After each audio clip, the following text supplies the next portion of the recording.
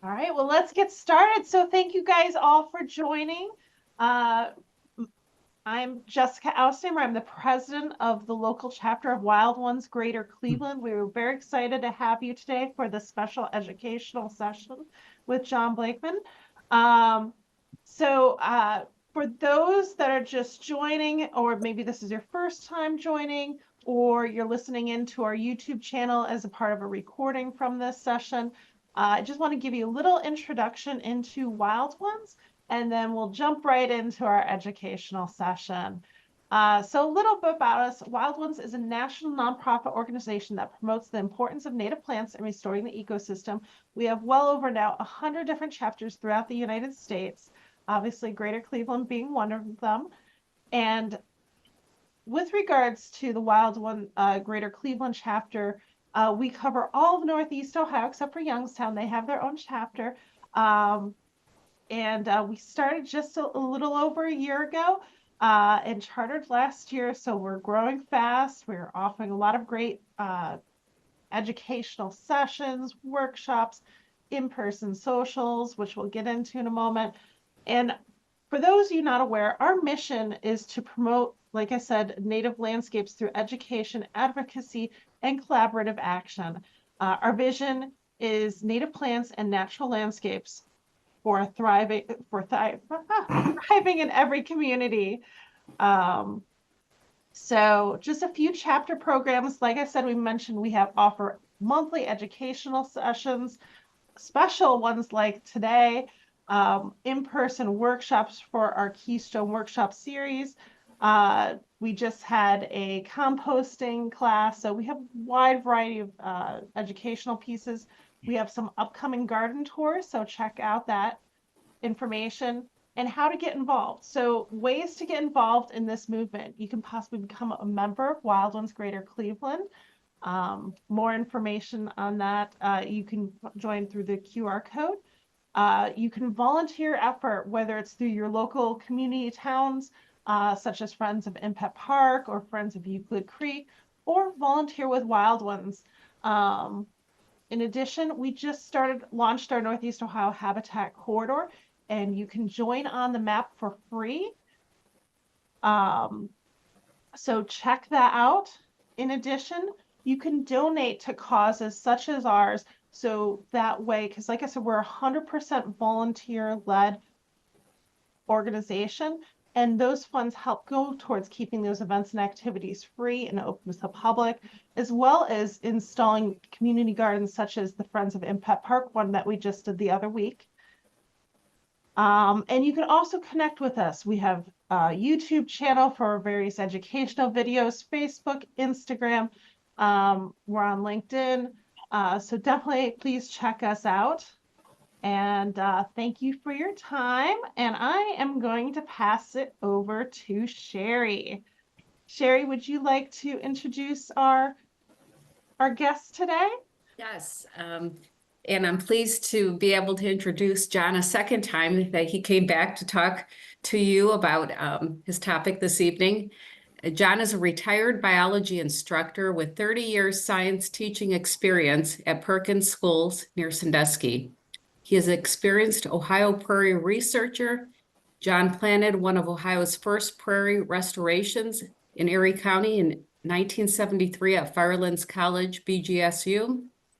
Huron, using native prairie seeds collected from local prairie remnants and isolated plants in ditches and hedgerows.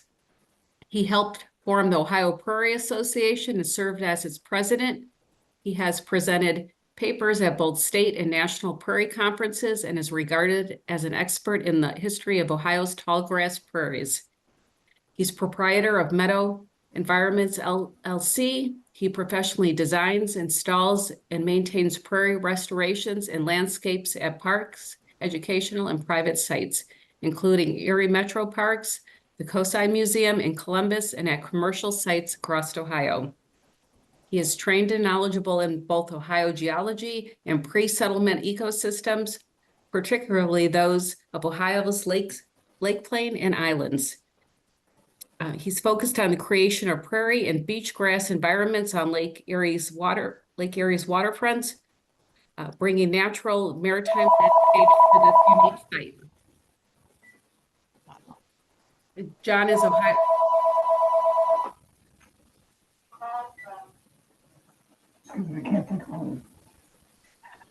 John is an Ohio certified prescribed fire manager, and as an environment specialist consultant, he conducts several hundred acres of prairie and meadow burns at NASA's Armstrong Test Facility each year. He's also involved in the 5 square mile facilities, species, and environmental conservation programs where he advises NASA on the restoration of up to 3,000 acres of native tallgrass prairie. He is conducting research that will show that strips of prairie planted along field edges will filter out phosphorus from runoff flows, thereby reducing phosphorus in Lake Erie and harmful algae blooms. Wow, John, that's made me tired just going through that introduction. Well, welcome back again. Oh, thank you so much. It's, that was a bit wordy there. I wrote that myself, but yes, I'm a strange dude. In this regard, I grew up in the little town of Fremont and spent my summers on my grandfather's farm along the Sandusky River, and he had cow pastures and sheep pastures. And I was, as a child, excited by prairie. Now you remember back when all of us were in the 8th grade in Ohio, we have to take the Ohio history class. We all had to do it, still on the books. And the textbook still says in the first paragraph, when Ohio became a state in, remember that year, 1803, the famous squirrel could have done what? Yes, the squirrel could have crawled in a tree on the Pennsylvania border and hopped across the trees all the way to Indiana, proving that Ohio was a forested state. Was it? Yes, but about 4% of Ohio in 1803 was magnificently gorgeous open prairie meadows. And yes, even in Northeast Ohio, there were prairies. So the kinds of things I'm talking about here is not something that I've derived from Wisconsin or Iowa or Wyoming. It's native. It's a native plant habitat that most Ohioans are not yet well aware of. Beyond native habitats, the title there is beyond just mown lawn. Here's a phrase that I always use, and I want you to be aware of it. Typical modern landscapes, modern meaning 20th and 21st century. It's in all of the Cleveland parks, it's all of your village parks, it's in your house, it's everywhere. What is typical landscaping? It is 3 T's landscaping. Yeah. What are those 3 T's? The first one is the one that you've got to have. Turf. You have to have mown lawn. I'm not against mown lawn. You got to have that. Number 2, what's the second T? Tar. Tar means you have driveways, walkways, pathways that are paved. They look nice. And the third T is trees. Turf, tar, and trees. Go into any nice city park, any state park, or any nicely landscaped environment, even around the residence. It's all 3 T's. I'm all for 3 T's. But time has come. We can now add a natural environment, natural elements to those 3 T landscapes that naturalize them and beautify them and provide all kinds of advantages. And that's what this overly lengthy program is going to be about here. So what I'm going to do here is explain how one creates a prairie. It's not easy, it's not quick, but it certainly is beautiful. Now I'm going to show what happens on large scale. If you have 5 or 10 acres, this is how you do it. But if you want to plant one of these in a little 50 by 50 foot patch in your backyard, or a 10 by 3 foot patch in your front yard, it's still the same way. And what I'm going to have to do, if you'll write down your questions or keep them down, we'll have plenty of time at the end to go here, but I'm just going to keep plugging away here, anticipating your questions. I'll try to answer them now, but here we go. Okay, how do you create a prairie landscape, or how do we put a part of your landscape in a prairie? First of all, forget what you know. When I work with agriculture people, they say, Blakeman, you're crazy. You can't do that. No, they're correct when you're planting crops or conventional gardens, conventional horticulture. But the stuff for horticultural plants is not the stuff for native plants. So forget about how you created a garden or how you planted soybeans or anything of the kind. It's all different and it's special, and that's what this is about. So the planting of prairie landscapes, prairie plants, they're unique and they're special. Here's what we're going to talk about tonight. Number one, where are you going to plant the thing? You can't just plant anywhere you want. You've got to be selective. I'll show you what that is. Number two, and this is the big one, how do you prepare a planting site? You can't just buy $100 worth of seeds, go out and scatter them into the lawn, drive away and expect a prairie to pop up. Not at all. You've got to prepare the site first before you plant the seeds. And that's tricky. It's got to be done right. I'll show you how to do it. Then you got to seed it. And again, you just don't scatter the seeds and walk away. Seeding is tricky. You got to do it just right.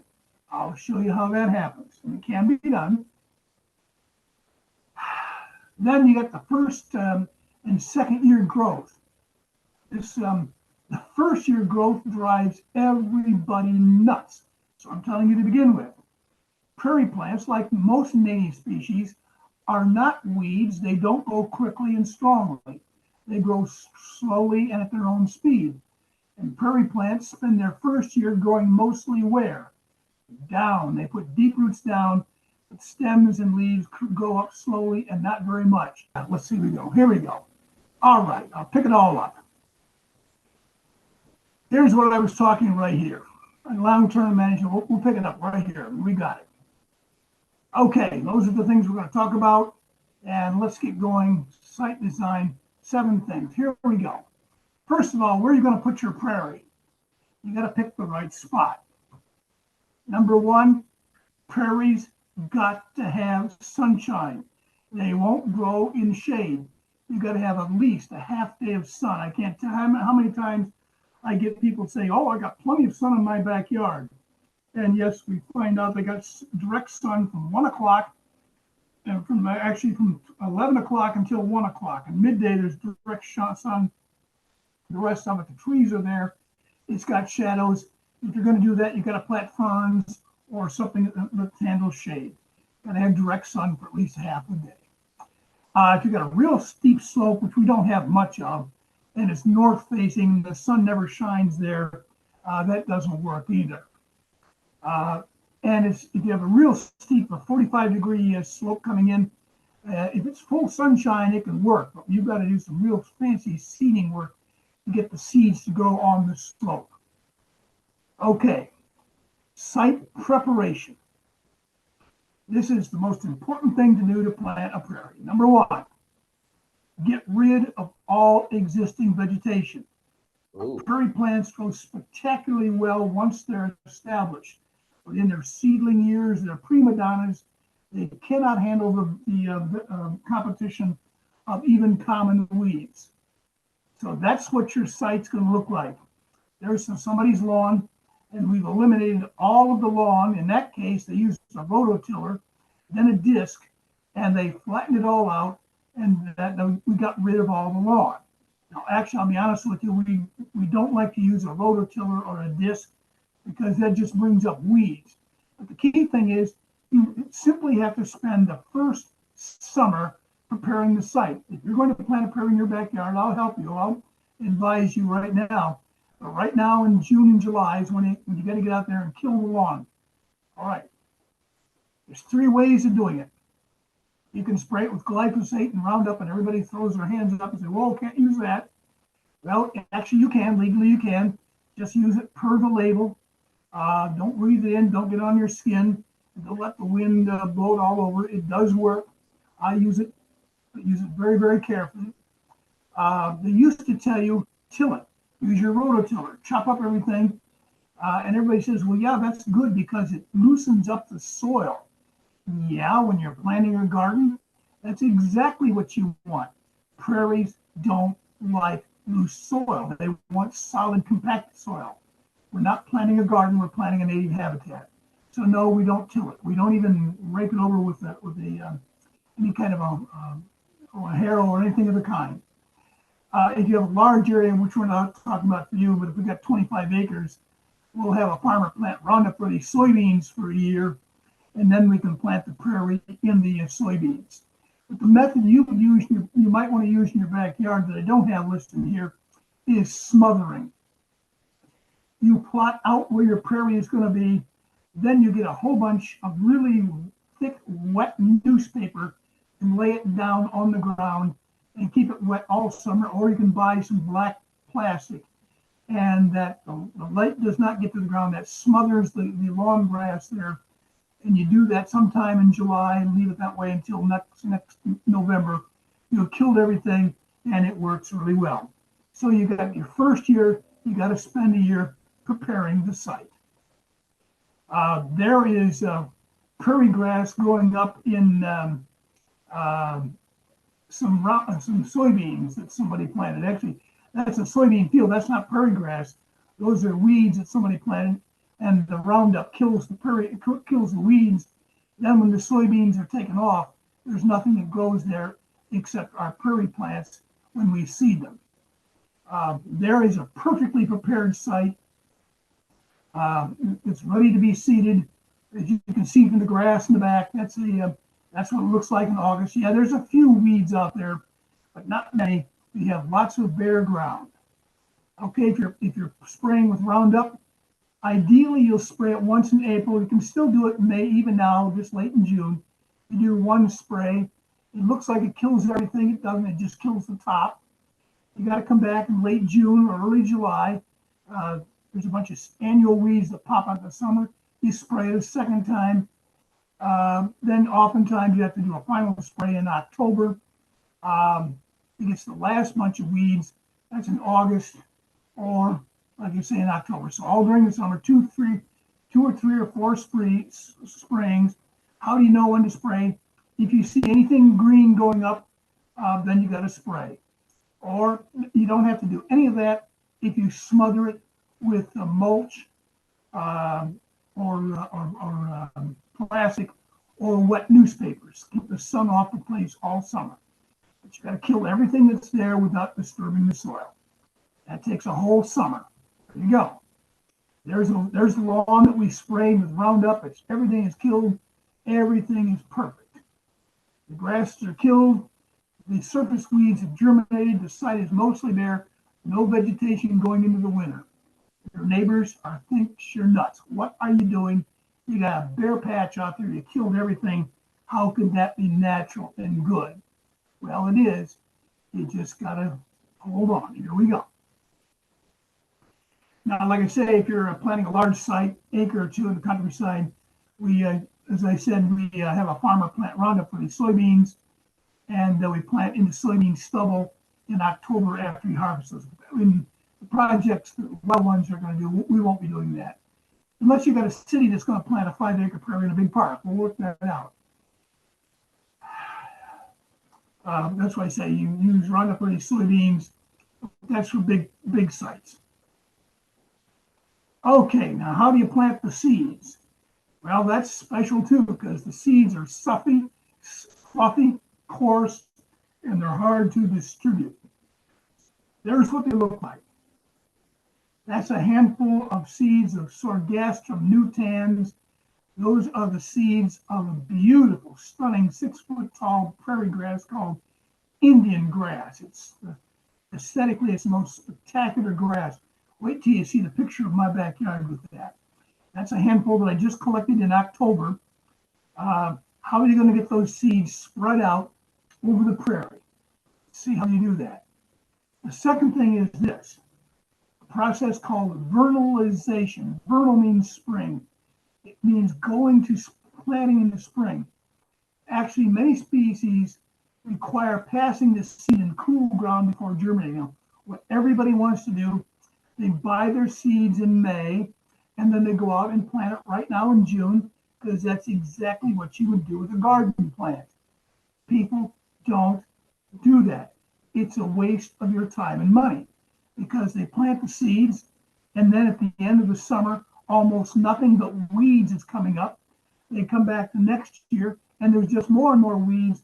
It's because the seeds have to sit in or on the ground for an entire winter before they germinate. That's called vernalization. So that's why we really want to plant our seeds in November, December, January, February, March. I tell people the best time to plant your prairie seeds is the week after Thanksgiving or all during December. Plant the seeds then. They'll sit on or in the ground all winter. They actually count the number of cold days. They determine exactly when they should germinate the next spring. A process called vernalization, and you have to do that for almost all wild plants. The same is true even for trees. So if you're ever planting native plants, be sure to vernalize them. Okay, now how do you plant the seeds? One really nice way to do it, if you have a plot in your background, wait until you get a 1 or 2 inch snowfall in November or December. Mix a little bit of sand with your seeds so there's something to throw, and then you just scatter the seeds out over the snow and you can see them. Now you see these great big seeds right there. Those are the prairie seeds. See all these little things right there? That's not junk. Those are actually prairie seeds. They're tiny. And that's why you have to distribute those. This is called a frost seeding. If you do it in the snow melts, the seeds drop down onto the ground, and they find their way into the surface by the frost seeding all during the summer. So you can scatter the seeds by hand with a seed and sand mix. You have to buy a bucket of sand and do a 1-to-1 mix, and you can practice throwing the sand, and the sand carries the seeds with it. There is a special thing called a broadcast seeder that you can put on your chest. I don't think you people have them. They're about $700. Park districts have them. Or on large areas, you actually use a seed drill that goes behind a tractor. There's it's called a broadcaster. He just spins that thing, and he walks over that seed. That's spinning the seed 6 feet to the left and 6 feet to the right. It works out really, really well. You've got to have one of those if you're planting a large area like that. Okay, now you spread the seeds. Now they're there, got on the ground. That's wonderful. You're not done yet. You got to get the seeds into the soil. You don't plant them very deep. In fact, you don't plant them deep at all. The best thing is this. The soil around the seeds must be firmly packed, not loose or fluffy. Like I say, you don't have a all rototilled garden. They're just sitting on your ground after you plant the seeds. If you seed it in the wintertime, the seeds can be easily seen on the snow, and you just let them sit there. As the winter rains fall, the seeds will thaw and they will freeze, and you just spread and you walk your way right through the soil. Just walk over it, and that pushes the seeds into the surface of the soil. So in year one, you prepare the site, you eliminate all vegetation and weed seeds. I need to go back. I missed something. One of the best ways to get the seeds planted after you spread the seeds, just get on your riding lawnmower or your car and drive back and forth over the plot where you spread the seeds. At NASA, I get down on my hands and knees and try to find seedling prairie plants. There's only one place where I find seedling prairie plants. It's almost always in the footprint of a white-tailed deer. The seeds fall off in November. They're laying on the ground, and a deer walks over them, squishes the seeds right into the surface, and that seed is the happiest little seed. It germinates and grows really well next year. Year two, you planted the seeds. First year, you prepare the site. In the second year in fall, you grow the seed. You plant the seeds. Like I say, you spread them and then drive over them, and then stand back. Year three, which is it's your second growing year, the second seeding year is the seeds are starting to grow, but nothing much is there. Your neighbors think you're crazy because the seeds don't grow well the first year. They grow down, not up. In the third year, which is the second growing season, yeah, they start to look like prairie plants, but they're still thin. They're not very tall. Neighbors are still going to scratch their heads and say, "What's that person doing over? That's a crazy plot." Finally, in the fourth season, the third growing year, now it's starting to look like a prairie should look like, because it takes 3 growing seasons for most prairie plants to mature. See, it takes 4 years, a year to prepare the site, and then 3 growing years. In the fourth year, you can invite your neighbors and relatives in and see the prairie. In year 5, there it is. It's a success. It's absolutely gorgeous. And the key thing about that, once it's there, if you maintain it every year, I'll show you how to do it, it'll be here until the next glacier. You don't have to fertilize, you don't have to put any insecticides out there. The prairie grows by itself if you manage it properly each year. I'll show you how to do it. So you've got to eliminate shading by weeds, because the weeds, especially in the first 2 years, can shade the seedlings, so you may have to clip them off. Deep roots are going down, tall stems are not there yet. So all of a sudden you get some 2-foot weeds growing out there. How are you going to handle them in their first growing season? You follow the weed shading law. If you can stand there and you can see bare soil, enough sunshine is getting down to the seedlings for survival. If you can see dirt, that's good. The sunlight is getting down there, and the little tiny prairie seedlings will grow. If the bare soil cannot be seen, weeds are too tall, and the seedlings are shaded, and the prairie will be lost.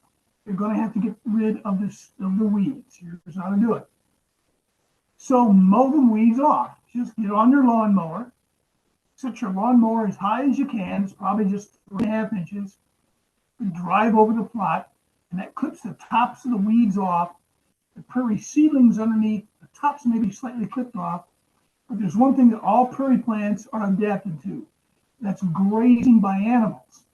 So the mowing is just like grazing. It doesn't much hurt the prairie plants. It clips the top off the weeds, and the sunshine gets down there.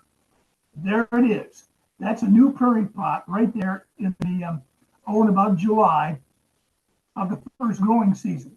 You see the dead grasses out here. Those are the ones we tried to kill off. But the green grasses are 6-inch tall prairie plants. The key thing, lots of bare soil. The sunshine can get down here. This prairie plant is going to succeed very well. There's no need to mow.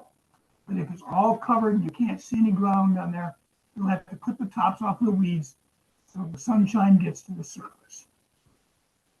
Soil can be seen, and everything is good. That's the way it should be. Okay, like I say, if you've got a small plot on your front yard, you can actually pluck the seeds by hand. Just reach up and clip them off yourself or pull them up. But you got to know what's a prairie plant and which is a weed plant. That's sometimes not easy to tell. But in most cases, the weed shading is controlled by periodic mowing and so forth. Mowing heights 3 to 4 inches in June, 6 inches later. But most lawnmowers don't go to 4 to 6 inches. So you'll have to be stuck at 3.5, the tallest your lawnmower will go. You can do that the entire season. Ideally, you'll maybe once mow 1 or 2 times, sometimes not at all. So you're all set. But don't clip it off at 1 or 2 inches, because that clips off the prairie plants. They can't grow there either. If you've, like I say, but if you had a good site prep, there may be no weeds out there growing, and all will be well. 95% of your success involves the site prep, the elimination of existing plants and seeds in that first site prep year. That's where you laid down the paper mulch, smothered it on the black plastic all season long. There's what your plot will look like just bare dirt at the end of the season. That's ready to be planted in November. Second year, we might have 1 or 2 season growing mowings maybe required. If the weeds come back, you may have to clip them off once or twice in that second growing year, but most likely not. You will have to watch for Canada thistle and a few other pretty weeds. Canada thistle is really, really wicked. You can hand pull it, you can spray it very carefully, but you're just going to keep at it. Don't let it get started. It's an absolute botanical cancer. So watch out for that. But by this time, you now have success in your third growing season. Congratulations. Your neighbors look at it, and people walking by and say, wow, what is that? I don't know what it is, but that sure is interesting and beautiful. Okay. Now I said, though, you got to manage it. You don't have to water it. Remember 1983, we had that phenomenal drought. My prairie grew just as tall in that summer as it did in other summers. It had roots that went down 8 feet. It was pulling water up during all summer long. You don't have to water the prairie. You don't have to fertilize it. It grows by itself. But there's one thing you do have to do. When the prairie dies, that 6-foot vegetation all falls to the ground and it shades the new growth.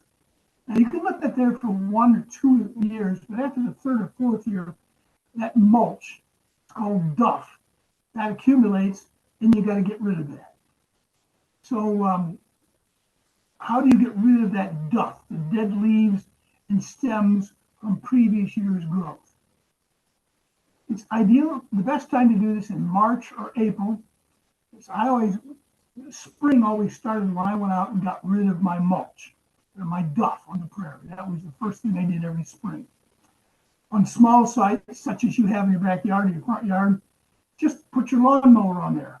And there's a case where you put the lawnmower down at 1.5 or 2 inches and drive over the weed and just go real slowly. And that just chops everything up into a dust. And the little seedlings can go right up through that really well. That works out really well. Or you can rake it, and it makes beautiful, beautiful mulch in your garden.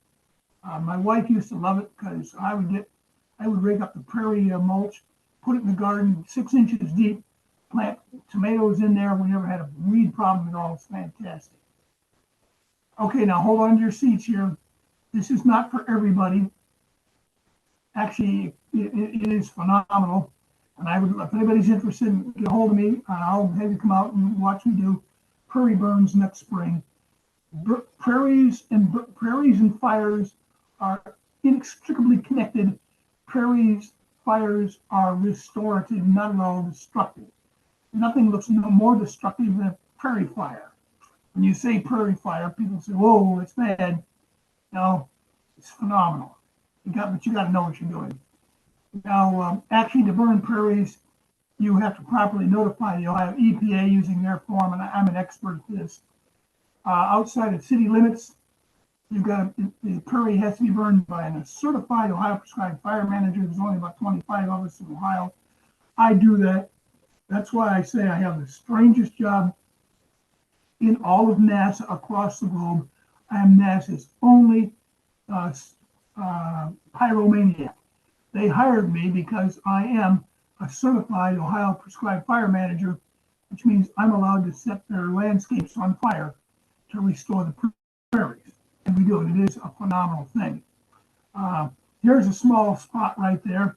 You see the green spot here. That's around that is green lawn. That's mowed lawn. That's a fuel break. There's an island of prairie there, and here's one that's burned. And so we have this fuel break around all of these. People ask, John, how do you put that prairie fire out when you start it? You can't put it out. It has to burn out. And that's why you need to have a mowed lawn all the way around. It burns right there. Green grass doesn't burn, so it self-extinguishes. So you put the green turf fire break around. Okay. Now here's the kind of question you need to understand. What kind of prairie are you going to plant? Well, there's only one kind of prairie. No, there's a bunch of them. In Ohio, we have what we call tall grass prairies. Tall grass prairies, the vegetation is 6 to 8 foot tall. It's mostly 60% of are tall grasses. The other 40% are, here's a word for you, this will be on next Monday's test, a forb. What is a forb? A forb is a proper name for a wildflower. It's not a grass or a shrub or a tree. In prairies, there are grasses and forbs, and we call them tall grasses because they are. They're tall prairie grasses. That's what most of the prairies in Ohio are. That's what I highly recommend you plant in your lawn, or let's put it in your neighborhood schoolyard. Then there's what we call a mid-height prairie. It has a stunningly gorgeous plant called little blue stem. I'll show you photographs of that later. And has lower forbs. This only grows about as high as your desk. It's more tricky to grow because it has to have just the right soils. It can't be clay. It has to be a sandy or well-drained soil, but it is stunningly gorgeous. A little blue stem prairie. Okay, then you can also plant a grass monoculture. You take one grass and plant that. For example, a patch of this little blue stem, or Indian grass or switchgrass. Those are stunning. But you say, yes, with biology in ecosystems, you want to have biodiversity.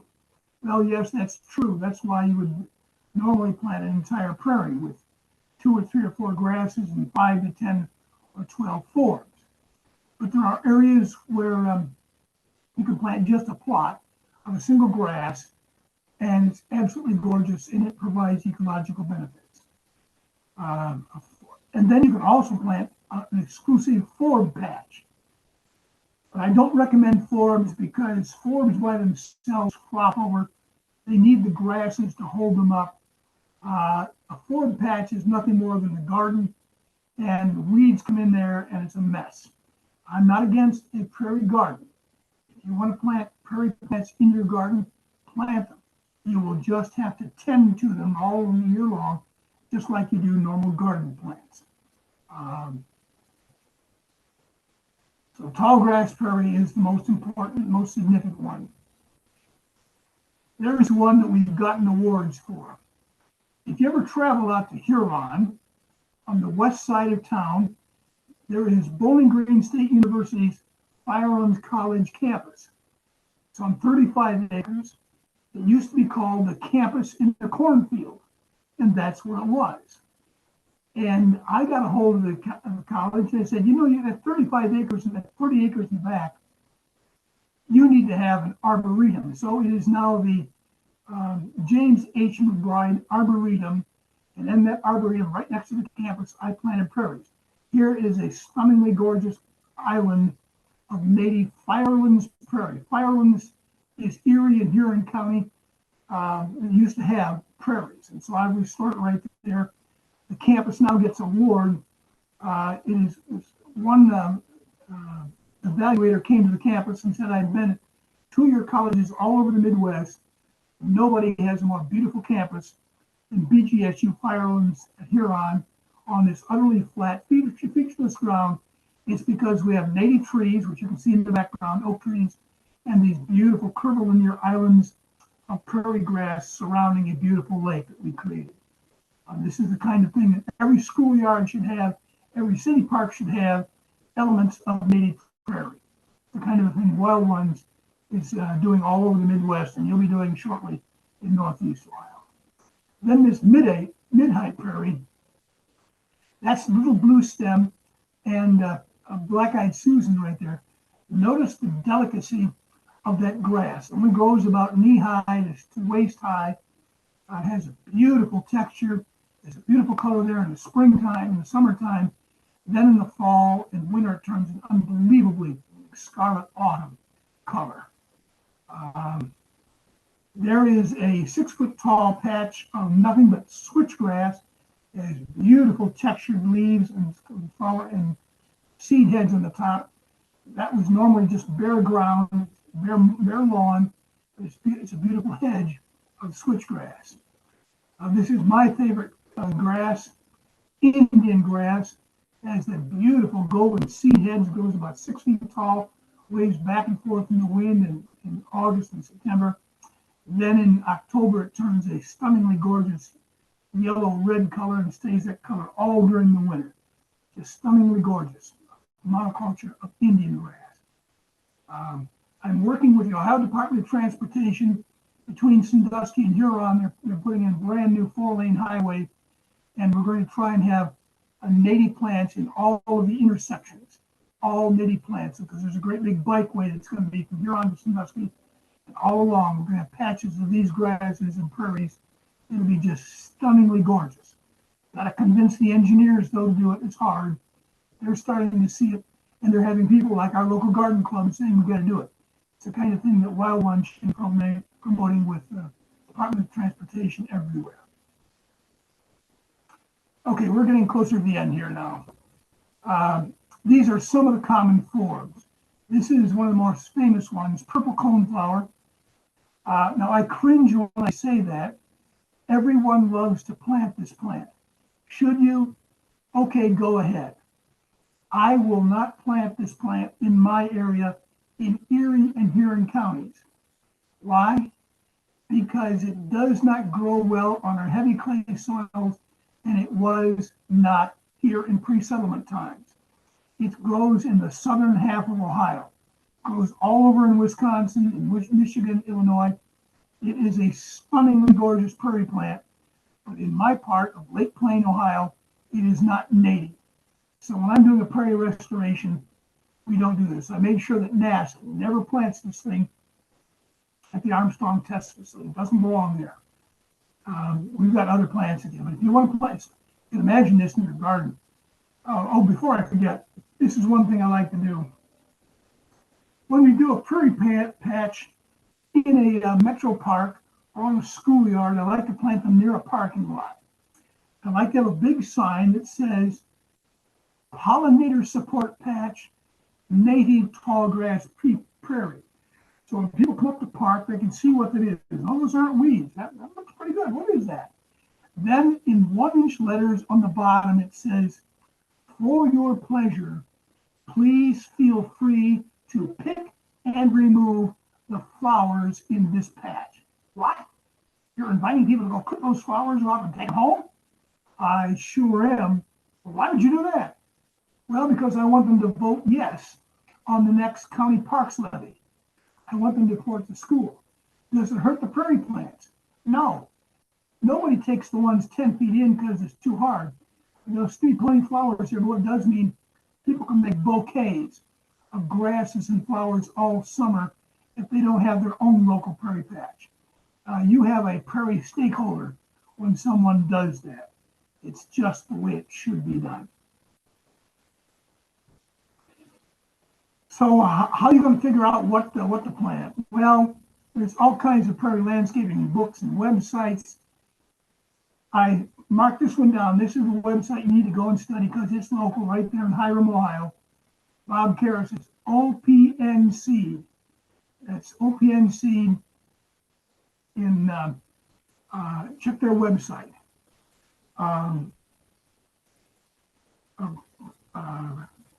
Then there's Julie Slater's City Meadow Nursery.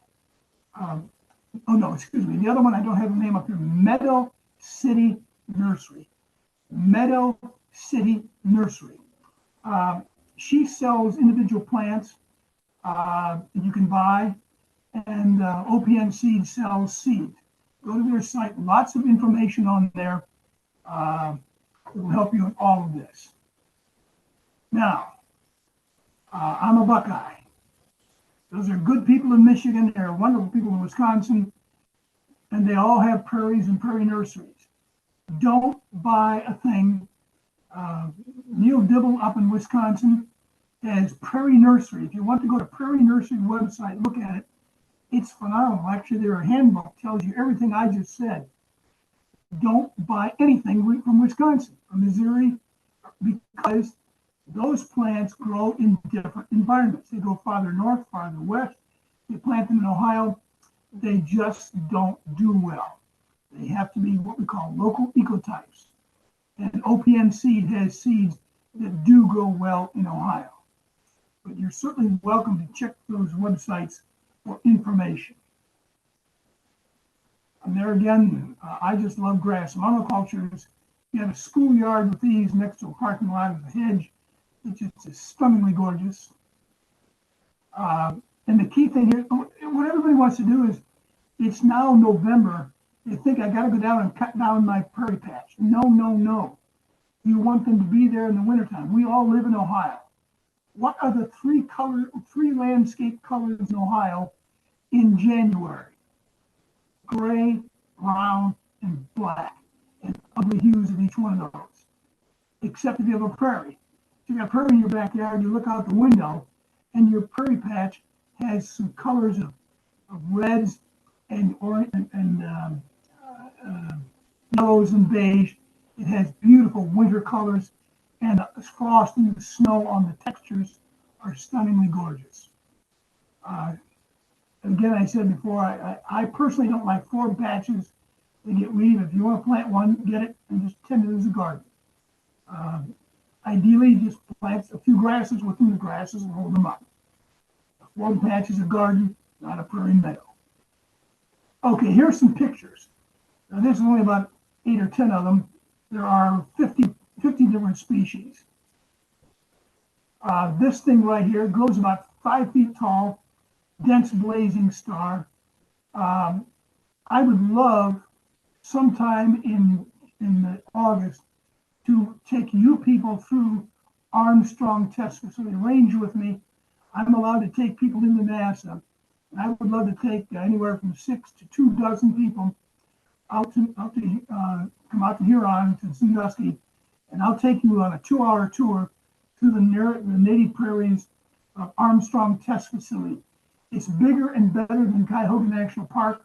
If NASA didn't have it, which they always will keep it, it would become a national park. I'm one of the few people who's allowed to bring people in, and wait till I take you to a 3-acre site in August of dense blazing star, where these baseball-sized bat clumps of blazing star are hanging up. It's just a stunningly beautiful thing. And you see also there's a butterfly or an insect on there. Dense blazing star. Royal catchfly. These grow especially in central Ohio. They're red. You can't imagine how intensely red that is. It's a central Ohio prairie flower that grows in northeast Ohio very, very well.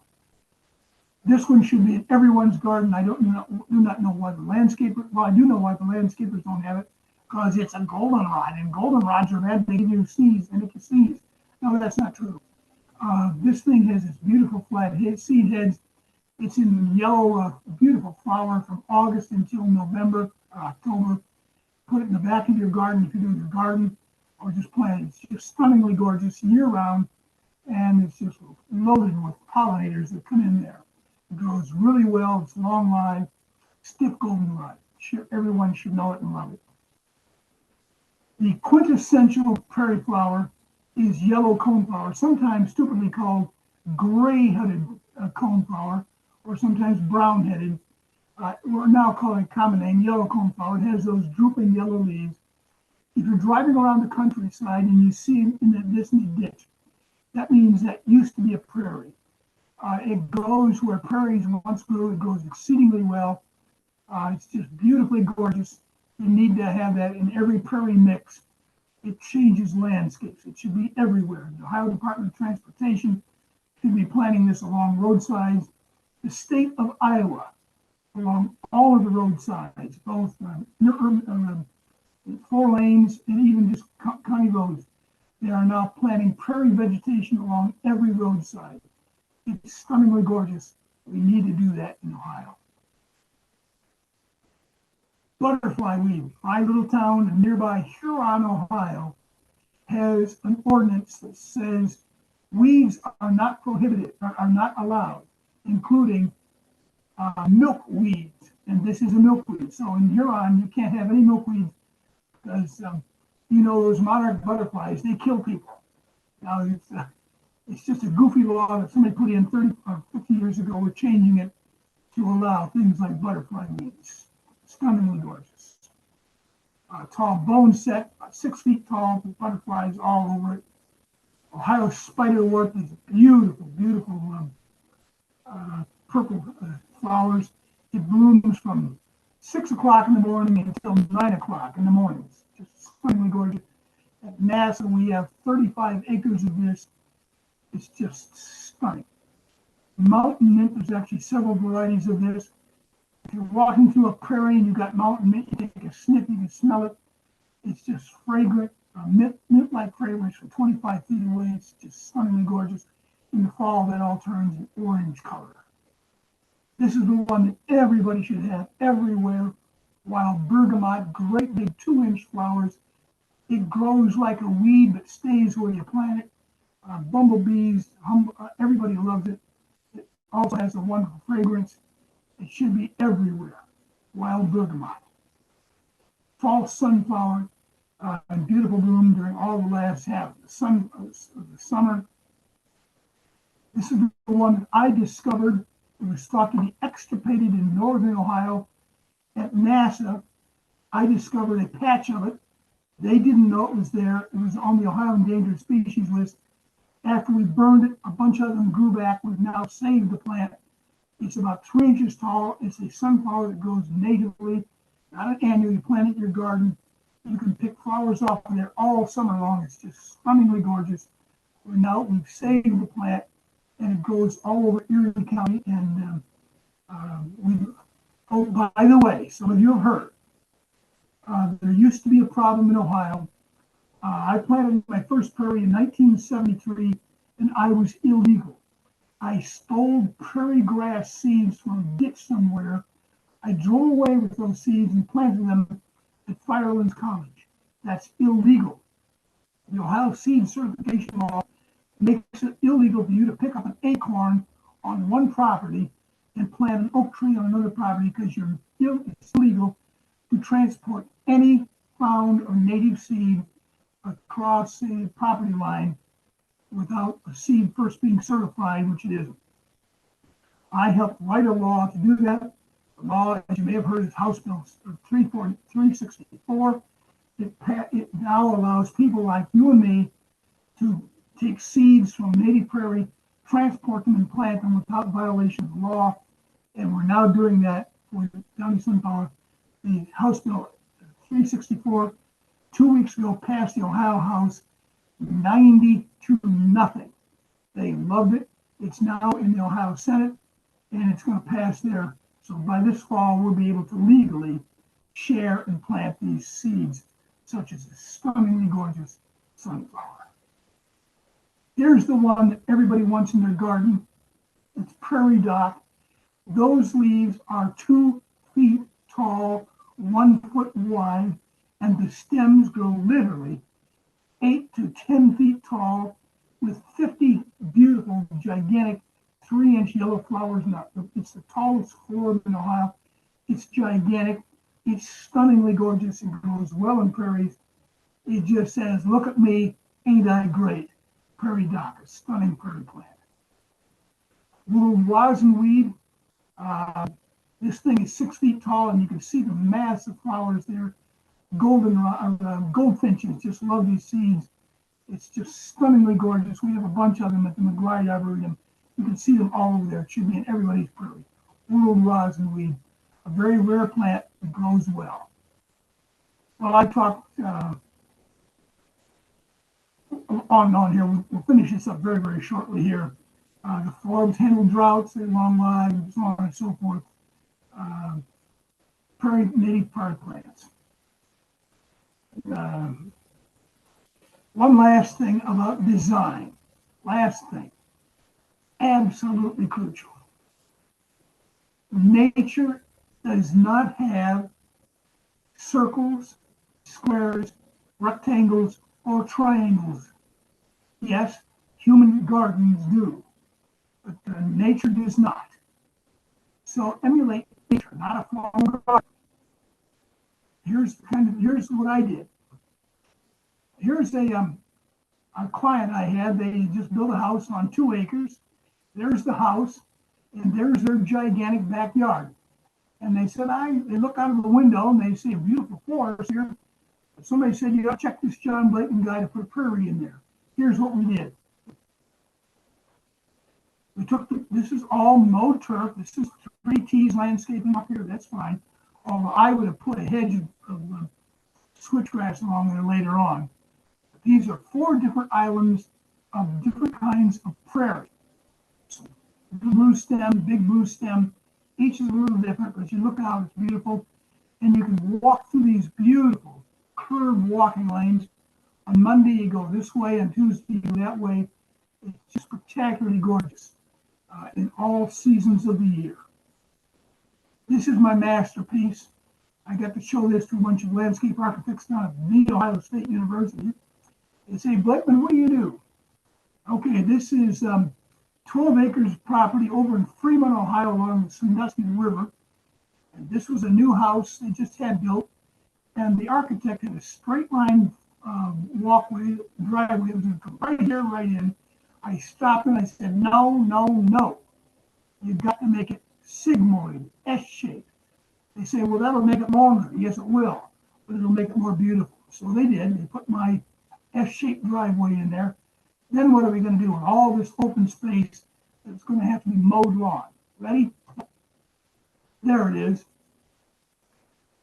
On the edges right here, we planted forest trees, all native oaks and hickories right along here.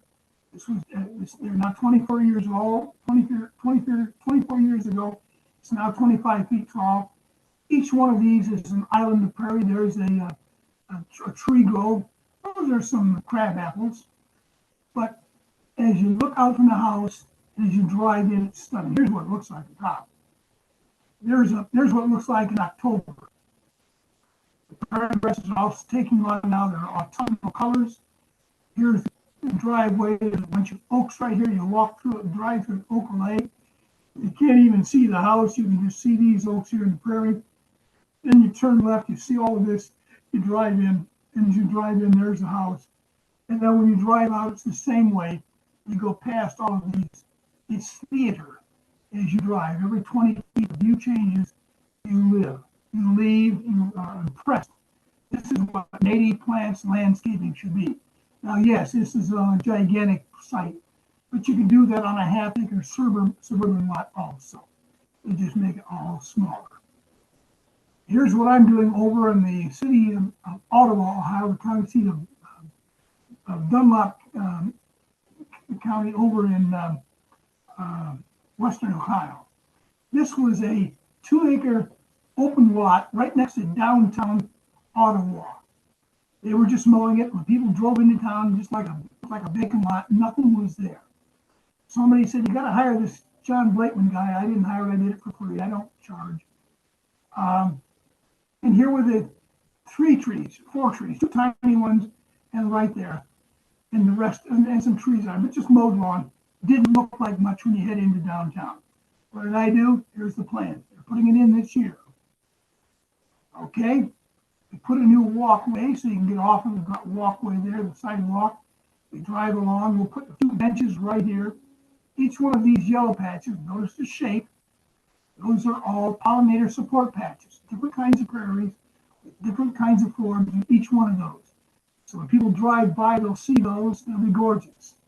And right here in the middle is this big island of just switchgrass, which is beautiful. And your eye walks along the edges here. In landscape architecture, this is called a seam, where one element makes a line with another. And all of the seams here are curved. But what we do, we mow in the middle of maze. So 10-year-old boys and girls can say, hey, Mom, can I walk in there? Yes. Because then you go here, you don't want to go that way. You don't know. Kids just have a glorious time walking in there.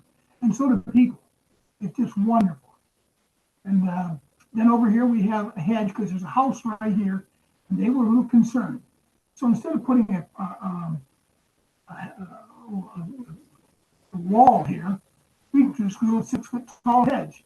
It looked nice to them, and we don't look into their backyard, and they don't look here. It's going to be gorgeous. It'll be a model for all kinds of other cities. This could be done in every city in Northeast Ohio. So, in finishing up, landscaping is now being used at This used to be my front yard. That was my house. I now live in a condo because I can't walk very well. That was my prairie, my front yard. When I bought the 5 acres, this was an entire soybean field. I planted every single one of these trees out here. Those are oaks. And there's my Indian grass prairie back there. Stunningly gorgeous. Transformed the place. Metro parks, arboreta, roadside, schools, city parks. Schools and city parks around. Every schoolyard should have a pollinator support patch so that people can see it. You can't plant a forest, but you certainly can have prairies. Business parks and in residences. Every place that conventionally has 3 T's landscaping can also have islands of prairies. There's a beautiful little blue stem. There's a little blue stem in October. I planted this on a lady's yard across the front in the countryside. She had an acre in the front. She got a little bent out of shape because after it went in there, people would keep driving up, knocking on the door, saying, "What is that stunning grass out there?" As well, that's John Blakeman planted that. That's called little blue stem. So I get phone calls, and we've got little blue stem growing elsewhere. Can you imagine what roadsides look like if that's what they had instead of engineered grass? There's the little blue stem at that big property that's there in the fall. Just beautiful. And this is the Cedar Point Center at the McBride Arboretum, a Firearms College, BGSU. By the way, do you notice that building is angled? The building was designed by a major architect. Then he came out here before they built it, and he asked the colleges, "What is that? What is that weed patch back there?" He said, "Oh, that's John Blakeman's prairie. You ought to see it in summertime." I sent him pictures, and he said, "Oh my goodness, we've got to reorient that building. So now from all of the windows in this building, you look out over this beautiful prairie, waving in the wind with flowers, different colors every 2 weeks of the year. It's stunning. It transformed the campus. We need to do this elsewhere. So as you people do, think natural, think native, and think prairie. It's not just trees and turf anymore. It's the kind of things you people do, the wild ones. Well, I talked quite a bit there. I'm ready to answer your question. Thank you very much. Thank you, John. So I see we have quite a few people on. What questions do we have? I have a question. Is vernalization the same as stratification? Oh, it is exactly. Okay. You know your botany. Thank you. Okay. And then when you do the burning, what time of year do you do that? Oh, I didn't mention that. Absolutely. March and April. Okay. You leave the plants up all during the winter. Then you wait until the temperature gets to 50 degrees for 3 consecutive days, and the wind is less than 15 miles per hour. And there's only about 4 or 5 days in March and April when that happens, but that's when we burn. Yes. Good This is question. a great presentation, and thank you for talking about that list of Forbes. I was happy to see I had a number of them, but now I have a quest to find some more. Oh, yes. Yeah. And we have a bunch of those on our Ohio Prairie website. Look Oh, okay. under Ohio Prairie Association. Okay. Look, there's a whole bunch of them there. Look there. Excellent. Thank you. Hey, John, I have a question if nobody else wanted to squeeze in. So when you were talking about converting turf into prairie, so Yes. I just have a relatively small, half acre, around my house. You talked about, having to use the Roundup to kill the turf. Could you, instead of doing that, just essentially smother it, with a cardboard or whatever? Yes, I mentioned that, but not very intensely. Smothering works really well. What you got in an area like that, even at the nursery stores, you can buy a big roll of black plastic. Lay that down, put tires or dirt on there, just hold it so it don't wind it.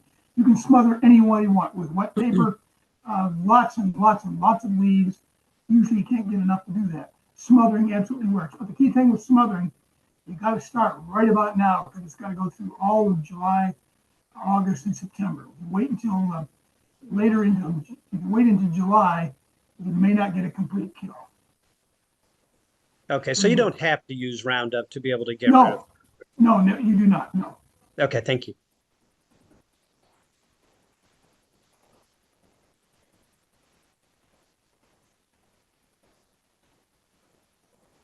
John, I'm glad you mentioned OPN seed in Hiram. I had a program at the library I work at, and we reached out to them to put together, we purchased from them a seed packet for a simple pollinator garden. And the topic was, well, that was the presentation, a simple pollinator garden. We had someone from OSU Extension, before I knew of you and even Wild Ones, come out and do the presentation. And what we did was we gave a seed packet to the people who registered. I think we had 15 people. Wonderful. Yeah. Wonderful. I like OPN a lot too. I feel really confident with their product and that they really vet it very well. So, Yes. and as you said, Meadow City is also really good as far as natives, finding them. They have a very rigorous seed collection, and they're very impressive too. I can tell you part of that is because of me. Julie Slater, who started that Right. 5 or 6 or 7 years ago, wanted to collect seeds, and somebody said, get a hold of this John Blakeman guy. I was very delighted that she wanted to start a nursery and be able to sell both seeds and plants, and mostly plants. And I clued her in on this. The fancy word is autochthonous. Autochthonous. Autochthonous is the word meaning from the local area. Oh, And how important it is to use seeds that are local ecotypes. Again, there's beautiful prairie stuff that goes up in Wisconsin, but their growing season is a month and a half less than ours. Mm. You can get stuff from Missouri, their growing season is 2 months longer than ours, and it just doesn't do well. We had a real problem. The Ohio Division of Wildlife brought in a plant called Maximilian sunflower. oh yeah, I just saw those at a garden nursery. Oh, don't. I didn't buy it, but I noticed it because it was an interesting name. I knew it wasn't indicative to Ohio. Yeah, it's stunningly gorgeous. Yeah. The Division of Wildlife planted a bunch of it. Sure enough, it went 12 feet tall, solid mass, solid, nothing else, walked out anything. Then they realized it was taking over the entire meadow. Yes, it's Okay. actually a weed, and they actually had to plow it twice to get out. It's called allelopathic. It produces a poison, an herbicide in the roots that kills everything. Oh my gosh. That works in hot, dry Missouri and Kansas. It Right. doesn't work in Ohio where it's moist and cool year round. So it's a prairie plant, but it's not ours. Exactly. I looked it up on my phone and it was Texas is what came up, but it's like, whoa. Yeah. But the Right. nursery I was at was calling it a native, and I went, I don't think it's Ohio. No, a lot of people I say think LCC had it as a local native as well at their plant sale. So Ooh, okay. Good to know. Good to know. I'll tell you why that is. That's because the botanical, the seed maps show it in Ohio, but they really discovered that the Maximilian seed of sunflower actually is not Maximilians. It's a different subspecies. Okay. So it's the botanists who, like me, who know better, know that the real Maximilians doesn't grow in Ohio. It's a separate mutant. So there we go. Thank you for pointing that out. Yes. Okay. Wow, I learned a lot. Thank you so much. So John, what has been your favorite project over the years? Oh, you shouldn't have asked that. I think I should. Well, my most favorite one is that big property I showed you in Fremont, where I put the S-shaped driveway in Dr. Alexander's property, because he did everything I told him. And he knew it would take 5 to 10 years, especially in planting the forests around there. But it is just stunningly gorgeous. The other thing that I do, well, there's one I'm working on right now.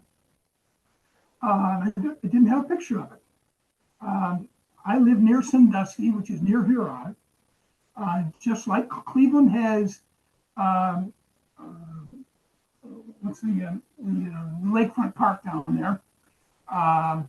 Sandusky has 2 lakefront parks, and Huron has lakefront park. And they're all just bare sand. And I keep telling the city fathers, everybody, if you live on the East Coast, you go to the shore from Maine to Key West. And everybody in the East Coast knows when you're going to the shore, you don't see the shore. You see the beautiful waving stands of beautiful, stunning beach grass. And I said, guess what? Then the beaches on Lake Erie also had beach grasses. They had prairie grasses, primarily switchgrass and ryegrass. And we need to put those in here. It would be just stunningly, stunningly gorgeous. Plus, it also holds the sand during storms. It's what people expect to see. Now, downtown Sandusky, I've got them to change their name. They say, well, we go down to the waterfront. If you haven't been to downtown Sandusky, it's worth your while to drive in. In the last 3 years, they have transformed the place. They now use the term that I told them to use. It's not a waterfront. It is a waterfront, but it has a better name. It's the bay front. It looks out over Sandusky Bay. You can see Cedar Point on one side. You can see the Marblehead Peninsula on the other. And you can see Lake Erie 5 miles out. And now they have, they now have a bicycle way all along the shoreline, along the bayfront shore. What do you suppose the vegetation there is? It's not all done yet, but I got to put in beautiful prairie grasses, and it's just stunningly gorgeous. I want to do that in Huron. And Edgewater Park in Cleveland needs to have that too. Those are the projects I really love working on. But I volunteer my services all the time. I just got a guy who, I'm the secretary of the Ohio Prairie Association. And if you become a member of the Ohio Prairie Association, you just email your name, address, and phone number, and you're a member and so forth. And somebody called me up from Plain City, Ohio, down near Columbus, and said, I just bought 5 acres and building a house. I want to put in a prairie. What do I do? I said, well, you will hire Meadow Environments LLC, this John Blakeman guy. My services are pro bono free. It'll take 5 years, but I'll show you how to design it. I'll show you how to plan it and manage it. So I'm going to have fun doing it. So I do 5 or 10 of those every year. Just love to do it. I'm the prairie prophet of Ohio. I just love the prairie of Ohio. So I don't have any one single project.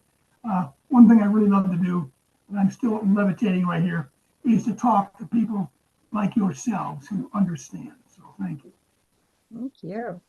Yeah, thanks, John. John, if we wanted to have you come and speak with some people, either at our local city or with our company or at our, religious institution that we may belong to, that may have some good property that has huge potential to be able to, create prairie wildflowers. What would it take to be able to get some of your precious time? Oh, you just got to schedule it. My time is not precious. I'm retired. I lay around all the time. I just love to do it. And I've done a bunch of those. And I'll be aware, everybody, I look like I'm in real trouble. If you see me walk, I have to walk with a walker. I would walk very slowly. I have a very strange leg spasticity, which is not arthritic. I don't have any pain other than the pain that I can't walk like I used to. I'm an older guy. But I've done this all the time. The best thing to do is, yes, I need to connect with what I call site stakeholders, owners, and so forth. I would love to talk with them just as we are now, and then to arrange. It's best for me to let them give me 15 minutes of their time where I can show them pictures of what we're talking about. Because when you say prairie, that's a weed patch. I need to show them And I've got just hundreds and hundreds of pictures to what can be done. When they see that, then I say go back to your board of directors, your decision makers, and then we can talk down, and I can make preliminary designs to show for. In many of these spots, I never even need to drive out there, but if I have to, that's the only time I'll need $100 to drive out and talk to somebody on site, spend a half day doing that. But most of what we do, I can do right over the internet and so forth. Just love to do that. So plug me in. That sounds great. It was a terrific presentation. I learned a lot, so thank you so much for sharing. My pleasure. So before I ask another question or ask John to give a little update on something, any other questions? All right. So for those that don't know, John authored a House bill that we have some exciting updates on. So John, would you like to just do a quick summary of the bill that you authored and that's going through the Ohio government at this point in time? Yes, I can now speak freely on this matter. Before, I was in direct violation of state law. Every year, I could have been arrested, thrown in jail for 30 days, and fined $250 because I flagrantly violated the Ohio seed certification law. When you go to a department store or a garden store and buy a packet of seeds for your garden, you want to be sure that you're buying what you paid for. And those seeds by Ohio law have to be certified with a special test, and everything's written on that package. That's a good law. It should stay the same. But that same law in Ohio says you can't even take, your neighbor is not allowed to give you seed and you take them and plant them on your own lawn because you have not had them certified. You don't know what you're doing. It's the seed certification law, which makes it absolutely illegal to merely transport any wild seeds from one property to another. Well, I've been doing that since 1973 and I'm illegal. And it's just a matter of time before some neighbor looked in there and they would go to their office or go to their attorney and said that guy planted seeds that he illegally collected. You could call the local prosecuting attorney and they would take me to court and I couldn't defend myself because I'm violating the law, and that's the end of that. So what did I do? I'm worked with the Ohio Prairie Association. They said we need to change the law, and we had a couple of legislators who told the story to. We checked with the Ohio Department of Agriculture, and when I told them the story, said, yeah, they did that, and then they had a bunch of things they wanted to do for you people. The law also now allows seed libraries. Vermillion, Ohio, the Vermillion, Ohio Library, and a bunch of others, they're going to start a library where people can bring in seeds from plants, put them in, and then they can pass them out to other people. You can share seed. It's called the Seed Sharing Law, House Bill 364. And I helped write it. I wrote most of it.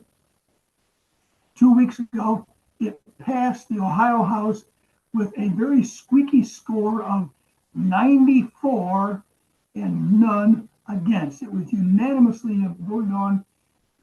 I just got the message yesterday. It now went down the hall to the Ohio Senate. The Ohio Senate's Ag Committee will be voting on it, watching it. I don't know when, and maybe next week or 2 weeks. But by the end of the summer, it should go to the full House, the full legislature for a vote. It'll pass. Governor DeWine will sign it, and all of us then can freely share the seeds of wild plants and plant our pollinator support plants. The key that Juan, I wrote the story on it, tell these guys, and if you don't do this, all of the people collecting milkweed pods are illegal. It makes it illegal to plant milkweeds. You got to do it. And I said, garden clubs all over Ohio know about this, and they were getting emails, and they said, yeah, we got to pass it. So it was the butterfly, the monarch butterfly, and milkweeds that made this pass. So I'm very, very pleased that this is going to happen. So thank you. Yes, thank you, John. And that was a great summary. And if I'm not mistaken, I think also as a part of that bill, I think you were fixing the fact that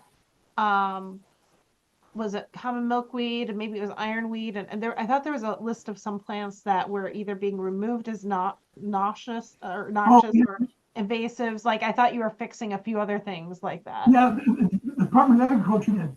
There is an old antiquated law from the time of interurban range trains back in the 1920s.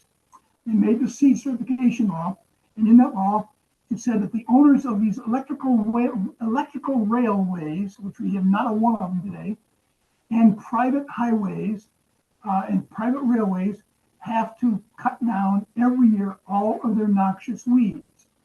Um, well, that's good, but there aren't such a thing. And there were a couple other applications of noxious weeds. The Department of Agriculture says that's antiquated verbiage. We need to take that out. They did. There still is noxious weed law. You're still not allowed to go Canada thistle. It's a noxious weed. And yes, for good agricultural purposes, those should be illegal. We didn't change the noxious weeds law. We just changed the application of it in certain quirky circumstances. So, as we pointed out to the legislators and they learned, the law fixes everything and solves everything and creates no problems at all, including it doesn't cause any problems with noxious weeds. It fixed a noxious weed enforcement law that couldn't be enforced. So that's what that was all about. Very good. Thank you. Yes, thank you again so much, Sean. We're very excited. So I think we just have that one or two last little hurdles, but the biggest one has, I think, been surmounted. Yes. So very exciting. Any other last minute questions? No, great presentation. Yes, great. Thank you, John. Yes, thank you, John, so much. We definitely hope to have you back again. We definitely love to work with you on some more projects and initiatives. For anyone that is new or has not yet joined Wild Ones, this is just a small example of the free educational efforts that we try to provide the public. So if you are interested in joining, please take a look at the link provided within the chat. We'd love to have you join us. I'll stay on for a few minutes in case anybody has any questions about our organization and our efforts. We have a lot of initiatives going on, both for education as well as public gardens and other efforts that we are trying to make. So we're very excited to have you all. John, once again, thank you so much for all of your help and effort. And thank you guys all for attending.